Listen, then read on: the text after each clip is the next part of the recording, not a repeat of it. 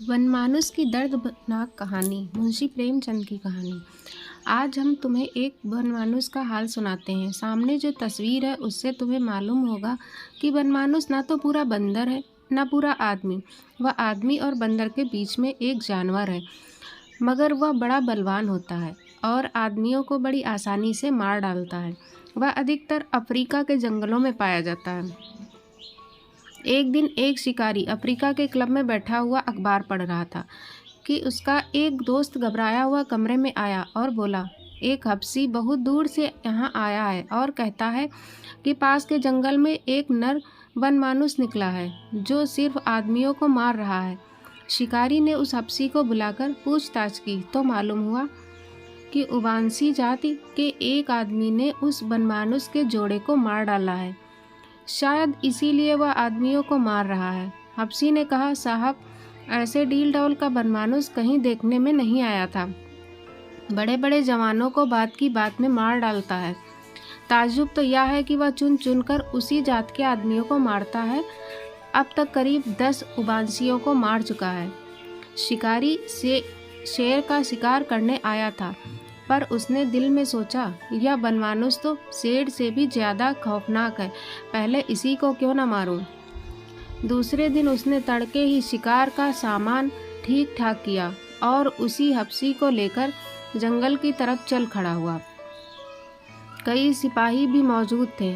वे भी अपनी छोलदारियां और बंदूकें लेकर चलने को तैयार हो गए।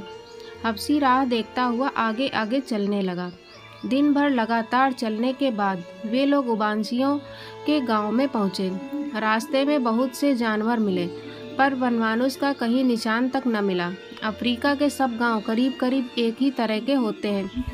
गांव के बीच में उबांसियों के सरदार का झोपड़ा था, चारों ओर बांसों से घिरा हुआ था। एक बड़े डील डौल का आदमी कंधे पर बंदूक रखे झोपड़े के सामने टहल रहा था।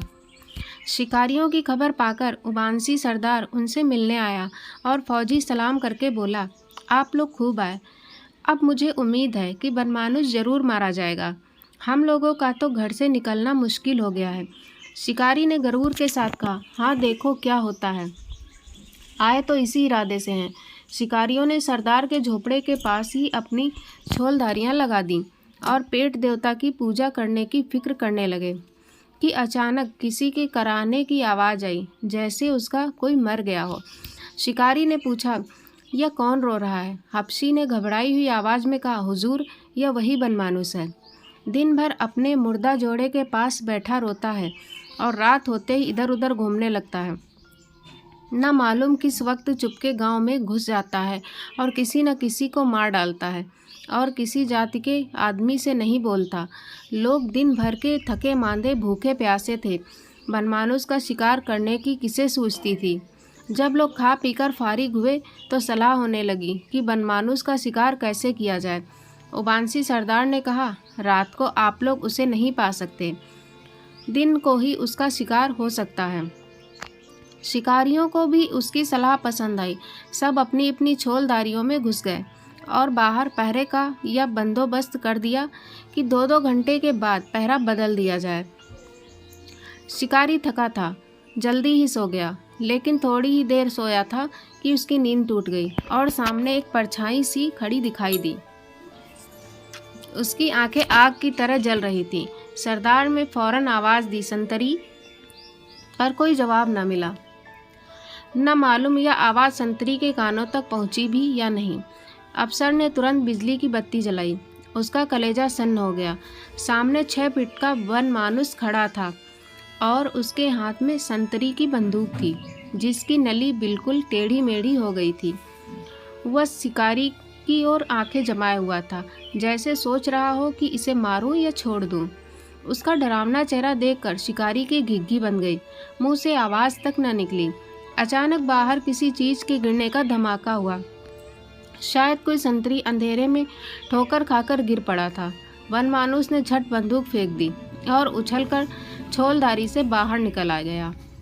अब अफसर साहब के होश ठिकाने हुए, बिछावन से उठे, बंदूक संभाली, बाहर निकले और बिजली की लालटेन लेकर वनमानुष को तलाश करने लगे। लेकिन वह वहाँ कहाँ था। मगर इससे ज़्यादा ताज्जुब की बात यह थी कि उस संतरी का भी कहीं पता न था जो पहरा दे रहा था। शिकारी ने अपनी संतरी को ताकीद कर दी कि खूब होशियार रहे, मगर सोने की हिम्मत न पड़ी। बिजली की रोशनी में बैठे बैठे गपशप करके रात काटी। दूसरे दिन तड़के सब लोग शिकार करने चले। गांव के आदमी उन्हें विदा करने के लिए गांव के बाहर तक आए। अच्छी खासी भीड़ जमा हो गई। शिकारी लोग झाड़ियों की आड़ में चलने लगे, जिसमें वन मानुस उनकी आहट पाकर कहीं भाग न जाए। हप्सी को यह जगह मालूम न थी जहां मादा वन मानुस मरी पड़ी थी। उसी के पीछे पीछे लोग चले जा रहे थे। जाते जाते रास्ते में एक जगह बड़ी बदबू आने लगी। हप्सी सहम कर ठिठक गया और कान लगाकर सुनने लगा।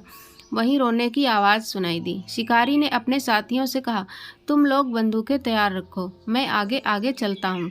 मगर अभी 200 कदम भी न गया था कि उसे वह बनमानुस नजर आया। मगर वह अकेला न था, उसके जोड़े की लाश भी वहीं पड़ी हुई थी। बनमानुस उस लाश पर झुका हुआ अपने दोनों हाथों से छाती पीट पीट कर रो रहा था। उसके चेहरे से ऐसा मालूम हो रहा था मानो वह अपने जोड़े से कह रहा था कि एक बार फिर उठो, चलो यह देश छोड़कर उस देश में जाकर बसे जहाँ के आदमी इतने निर्दयी, इतने कठोर नहीं हैं। जब वह देखता था कि उसके इतना समझाने पर भी मादा न बोलती है और न हिलती है, तो वह छाती पीट कर रोने लगता था। यह हाल देखकर शिकारी का दिल दर्द से पिघल गया। बंदूक उसके हाथ से गिर पड़ी। शिकारी का जोश ठंडा हो गया। साथियों को लेकर वह डेरे पर लौट आया। सब लोग वहाँ बैठकर बातें करने लगे। देखो, जानवरों में भी कितनी मोहब्बत होती है। लाश सड़ गई है, मगर नर अभी तक उसे नहीं छोड़ रहा है। उबांसियों ने यह बहुत बुरा काम किया कि उसके जोड़े को मार डाला। अभी यही बातें हो रही थी कि देखा, कई आदमी एक लाश लिए चले आ रहे हैं। शिकारी लाश को फौरन पहचान गया। यह उस संतरी की लाश थी। मालूम हो गया कि उसी वनमानुस ने रात को उसे मार डाला है। शिकारी क्रोध से अंधा हो गया। बोला, अब इस दुष्ट को किसी तरह न छोड़ूंगा। ऐसे खूनी जानवरों पर दया करना पाप है। आज उसका काम तमाम करके ही दम लूंगा। यह कहकर वह फिर उसी जगह जा पहुंचा जहां मादा मरी पड़ी थी। मगर अब की बनमानुस वहां न दिखाई दिया। तब यह लोग उसके पैर का निशान देखते हुए उसकी खोज में चले। आखिर एक पहाड़ी के नीचे से, जहां एक पहाड़ी नदी बहती थी, बनमानुस आता हुआ दिखाई दिया। उसकी देह से बूंद बूंद पानी टपक रहा था। मालूम होता था अभी नहाकर निकला है। शिकारियों को देखते ही पहले तो वह गरज उठा, फिर किसी शोक में डूबे हुए आदमी की तरह छाती पीट पीट कर रोने लगा। वह लोग चुपचाप खड़े थे। जब वह बिल्कुल पास आ गया तो अफसर ने उसके कंधे पर निशाना लगाकर गोली चलाई। वह जोर से चीखा और गिर पड़ा। उसका एक कंधा जख्मी हो गया था, पर वह तुरंत ही दूसरे हाथ के सहारे अफसर की तरफ दौड़ा। अफसर ने उसकी छाती पर गोली चलाई। शिकारियों ने समझा उसे मार लिया, मगर वह झट एक चट्टान फांदकर भागा और जंगल में घुस गया। शाम होने को थी। अब उसे ढूंढना बेकार समझकर शिकारी डेरे की तरफ लौटे। गो कि यह मालूम था कि वह घायल हो गया है। फिर भी लोगों ने पहरे का बंदोबस्त किया और खा पीकर सोए। रात भर सब लोग आराम से सोते रहे। अफसर साहब की नींद खुली ही थी कि एक हप्सी दौड़ा हुआ आया और बोला, साहब, वह तो फिर रो रहा है। अफसर ने ध्यान से सुना। हाँ, यह तो वही रोने की आवाज़ है।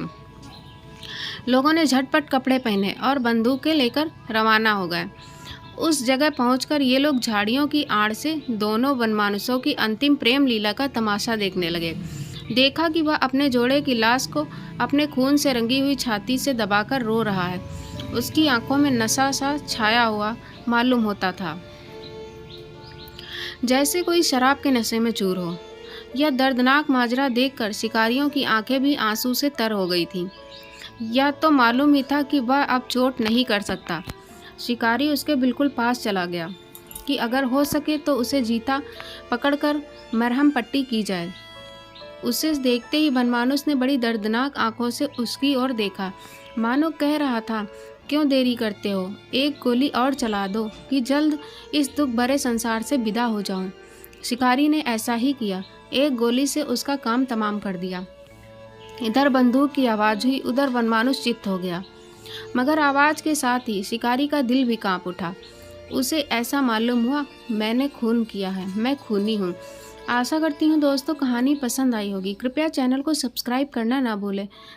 जय हिंद।